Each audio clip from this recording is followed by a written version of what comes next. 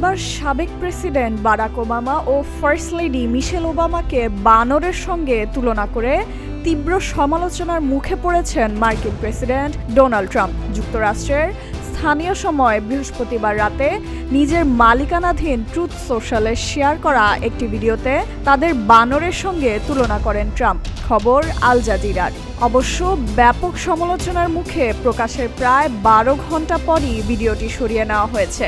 বর্ণবাদমূলক এই ভিডিও ছড়িয়ে পড়ার পরপরই বিরোধী দল ডেমোক্রেটিক পার্টির নেতাদের পাশাপাশি নিজ দল রিপাবলিকান পার্টির কয়েকজন নেতারও সমালোচনার মুখে পড়েন ট্রাম্প।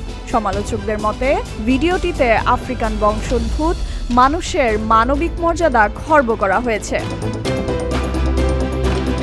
1 মিনিট 2 সেকেন্ডের এই ভিডিওতে মিথ্যা দাবি করা হয় যে জালিয়াতির কারণে তিনি 2020 সালের নির্বাচনে হেরেছিলেন। ভিডিওর শেষ অংশে দুটি ছোট বানর নাচের ক্লিপ দেখানো হয়, যেখানে ওবামা ও মিশেল ওবামার মুখ বসানো হয়েছিল। ক্লিপটি কৃত্রিম বুদ্ধিমত্তা দিয়ে তৈরি বলে ধারণা করা হচ্ছে।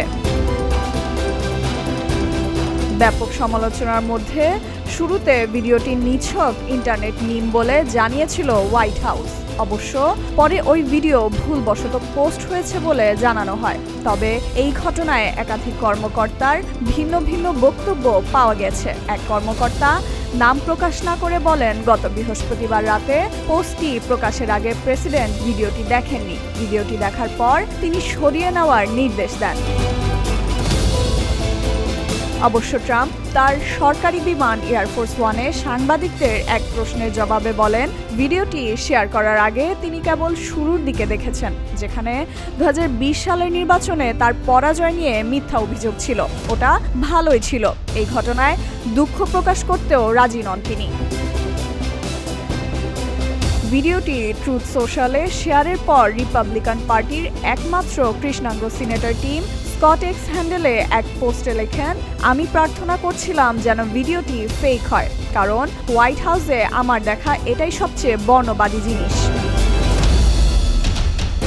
এই ঘটনার পর আবারও ট্রাম্পের অতীত বিতর্কিত মন্তব্য সামনে এসেছে। তিনি দীর্ঘদিন ধরে একটি মিথ্যা ষড়যন্ত্র তত্ত্ব প্রচার করেছেন। তিনি দাবি করেছেন ডেমোক্রেটিক পার্টি থেকে নির্বাচিত সাবেক প্রেসিডেন্ট বারাক ওবামা যুক্তরাষ্ট্রে জন্মগ্রহণ করেননি।